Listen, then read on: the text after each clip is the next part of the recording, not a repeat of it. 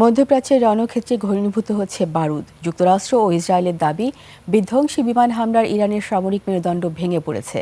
খোদ মার্কিন president Trump জানিয়েছেন, ইরানের আকাশ প্রতিরক্ষা থেকে শুরু করে নৌবাহিনী ও নেতৃত্ব সবই এখন লণ্ডভণ্ড। তবে কি এই অসম লড়াইয়ে ইরান সত্যি নিঃশেষ হয়ে যাবে, নাকি তারা বেছে নিয়েছে কোনো দীর্ঘমেয়াদী মরণপণ কৌশল? তাফসির ফিজার ডেস্ক রিপোর্ট। 5+ স্টার রেটিং প্রাপ্ত দেশের সর্বোচ্চ বিদ্যুৎ সাশ্রয়ী ওয়ালটন এসি স্মার্ট কমফোর্ট এখন নেক্সট লেভেলে। গেল ৩ মার্চ মার্কিন প্রেসিডেন্ট ডোনাল্ড ট্রাম্প তার সামাজিক যোগাযোগ মাধ্যমে দেওয়া পোস্টে জানান এক চাঞ্চল্যকর তথ্য। বলেন, ইরান আলোচনায় বসতে চাইলেও এখন অনেক দেরি হয়ে গেছে। ওয়াশিংটন ও তেল আবিবের দাবি, তাদের যৌথ অভিযানে ইরানের সামরিক শক্তি উল্লেখযোগ্যভাবে হ্রাস পেয়েছে। পাল্টা জবাবে ইরানও হাত গুটিয়ে নেই। মধ্যপ্রাচ্যে ছড়িয়ে থাকা মার্কিন ঘাঁটিগুলো লক্ষ্য করে হামলা চালাচ্ছে তেহরান। তাদের দাবি, এটি আত্মরক্ষার জন্য।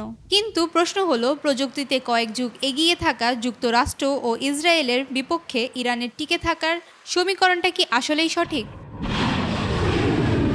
বিশেষজ্ঞরা মনে করেন, ইরান প্রথাগত যুদ্ধে জিততে পারবে না, আর তারা এখন যুক্তরাষ্ট্র ও ইসরায়েলকে পরাজিত করার চেষ্টাও করছে না। বরং তাদের কৌশল হলো এই সংঘাতকে যতটা সম্ভব দীর্ঘায়িত করা এবং পুরো অঞ্চলে ছড়িয়ে দেওয়া। ইরান এখন কস্ট বেনিফিট গেম খেলছে, অর্থাৎ যুদ্ধটা এমন এক পর্যায়ে নিয়ে যাওয়া যেখানে জয়ী হওয়া পশ্চিমাদের জন্য আর্থিক এবং রাজনৈতিকভাবে অত্যন্ত ব্যয়বহুল হয়ে ওঠে। বড় কোনো সম্মুখীন যুদ্ধ নয়, বরং ড্রোন ও ক্ষুদ্র নৌযান ব্যবহার করে হামলা চালানোর কৌশল ব্যবহার করছে ইরান। হিজবুল্লাহ বা অন্যান্য মিত্র গোষ্ঠীগুলোর মধ্যে সংঘাত লেবানন থেকে ইয়েমেন পর্যন্ত ছড়িয়ে দেওয়া, জ্বালানি তেলের রুটগুলোতে অস্থিরতা সৃষ্টি করে বিশ্ব রাজনীতিতে চাপ তৈরি করা, আর এইসবই এখন যুদ্ধে টিকে থাকার কৌশল তেহরানের।